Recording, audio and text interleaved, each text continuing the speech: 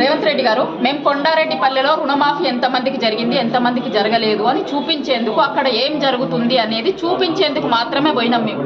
నిజంగా రుణమాఫీ జరిగితే జరిగినోళ్ళు జరిగిందని చెప్తారు, జరగనోళ్ళు జరగలేదని చెప్తారు. దానికోసం మీకు ఎందుకంటే అంత భయం? జర్నలిస్టులను ఆపాల్సినటువంటి అవసరం ఎందుకు వచ్చింది మీకు? మా మీద అటాక్ చేసిర్రు. అక్కడ మేము పోలీస్ స్టేషన్కి పోయి కంప్లైంట్ ఇచ్చినాం. మధ్యలో ఫీడ్ కోసం ఆగి వస్తూ ఉంటే 2 బండ్లు మమ్మల్ని ఫాలో అయినాయి. మధ్యలో వెళ్దండి పోలీస్ స్టేషన్కి వచ్చి ఆగడం జరిగింది. ఇక్కడ పోలీస్ స్టేషన్లో కూడా పోలీస్ స్టేషన్లోకి లోపలికి ఎంటర్ అవుతున్నప్పుడు చెయ్యి ఇట్లా నా మీదకి కొట్టడానికి వచ్చిండు.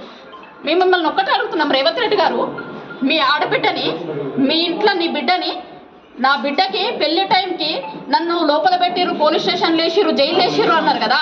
మీ బిడ్డ ఏజ్ ఉన్న పిల్లలమే కదా, మేమిద్దరం కూడా మీ బిడ్డ ఏజ్ ఉన్న ఆడబిడ్డలమే కదా. ఆడబిడ్డలకు ఇదా మీరు ఇచ్చేది? మీ ఇంటి ఆడబిడ్డకు ఒక రూలు, బయట ఆడబిడ్డలకు ఒక రూలా? మీరు రాష్ట్రం మొత్తంకి సీఎం కదా, మీరు రాష్ట్రానికి సీఎం కదా. ఆడపిల్లల్ని కాపాడాల్సినటువంటి బాధ్యత మీ మీద ఉంది కదా. ఆడపిల్లల మీద హైదరాబాద్లోనేమో ఎక్కడ పడితే అక్కడ దాడులు జరుగుతాయి, తెలంగాణ మొత్తం ఎక్కడ పడితే అక్కడ దాడులు చేస్తాము, ప్రశ్నించినటువంటి జర్నలిస్టుల మీద కూడా దాడులు చేస్తామనా? మీ బిడ్డకు ఒక రూలు, వేరే ఆడబిడ్డలకు ఒక రూలా? మేము కూడా తెలంగాణ ఆడబిడ్డలమే కదా.